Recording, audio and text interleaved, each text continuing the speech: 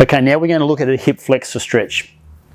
Majorly important. As you well know, for those of you that are familiar with the hip protocol, you know that that trigger point in the first part of that hip protocol lies just above that hip flexor attachment. So it's really, really important we're able to stretch this muscle properly, because there's a lot of different variations on this. This one I find is probably the most effective of all the years that I've been working with hip flexors and hip flexor stretches. Okay.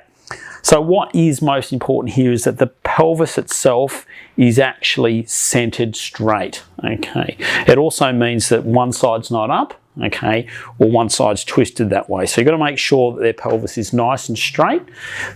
Second part of that is the pelvis is actually tucked down, all right? So you're getting what we call a posterior rotation. So you're locking down, making sure that pelvis is situated into the posterior, okay? Whereas if it's anterior, then we're really not going to get that tensional load on that hip flexor stretch that we want.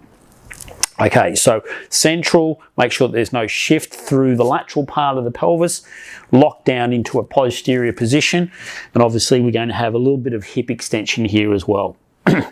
Now, this is where we vary. We're going to bring the arm up. Okay, so Kurt's going to bring his arm up and he's going to push it up as high as he can towards the ceiling, okay, because we want to lengthen up as much as we can through that area. So it's really, really important. Okay, so now we've got a tensional load coming down through here. He then, to increase the stretch, all he needs to do is go a little bit into lateral flexion and then just a slight little bit of into lumbar extension, and he should be able to feel it through there. Feeling it through there?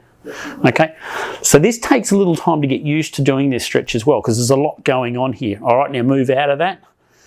Okay, so we're using the 5-second count again, and then we just move back into that area again.